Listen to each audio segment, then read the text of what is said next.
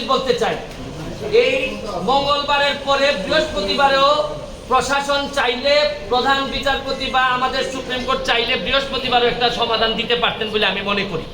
এই যে শুক্র শনি গেল, এর মধ্যে ঢুকে গেল হচ্ছে গিয়ে জঙ্গিরা।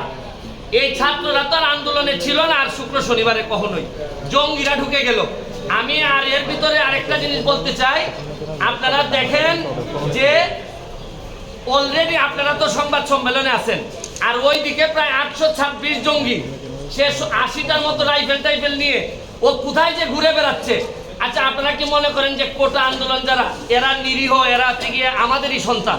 তারা তো সংস্কারের কথাই চাচ্ছিল, সরকারও সংস্কার চাচ্ছিল, মধ্যখানে এই ঝামেলাটা হয়ে গেল মিসআন্ডারস্ট্যান্ডিং, এবং এই সুযোগটা নিয়ে নিল জামাত বিএনপি, সুযোগটা নিয়ে নিল হচ্ছে জঙ্গিরা।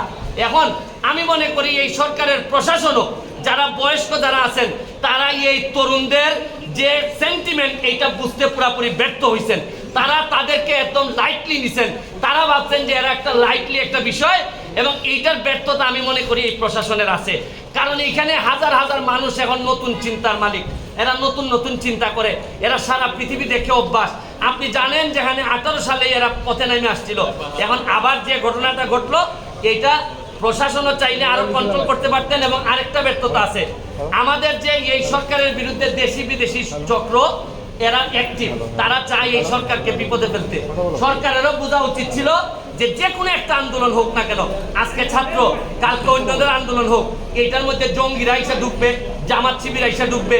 এইখানে প্রশাসনও ব্যর্থ হয়েছে, এটা বলতে আমি অ্যাড্রেস করতে ব্যর্থ হয়েছে। আমি সরকারকে দাবি জানাবো, যত দ্রুত সম্ভব আমরা যে অর্ডার হয়েছে সুপ্রিম কোর্টের, এটা গেজেট আকারে প্রকাশ করে, কারণ সরকারের প্রতি বিশ্বস্ততা কমে গেছে ছাত্রদের। এইটারে বাড়ানোর জন্য আমাদের কোর্টের প্রতি বিশ্বস্ততা কমে গেছে, কারণ কোর্ট বলার পরেও ছাত্ররা শুনে না, প্রধান বিচারপতি বলার পরেও ছাত্ররা শুনে না। কারণ হচ্ছে গিয়ে আপনি যাই বলেন, বাস্তবতা হচ্ছে গিয়ে ছাত্রদের জন্য যে বিশ্বস্ততা থাকা দরকার ছিল প্রশাসন এবং বিচার বিভাগের, এই বিশ্বস্ততা নাই। আরেকটা জিনিস বলতে চাই, আকাশের যে জায়গায় মেঘ জমা হয়, আইসা বৃষ্টি পড়ে আদালতের উপর, আপনি বিভিন্ন সংসদের ঝামেলা, নীতি নির্ধারণের ঝামেলা, এগুলা সব কেন আইসা সুপ্রিম কোর্টের বৃষ্টিপাত হইতে হবে? এগুলা তো সুপ্রিম কোর্টের ঝামেলা ছিল না। সুপ্রিম কোর্টের ইমেজ ক্ষুণ্ণ করার জন্য এই ধরনের মেঘগুলা যথেষ্ট।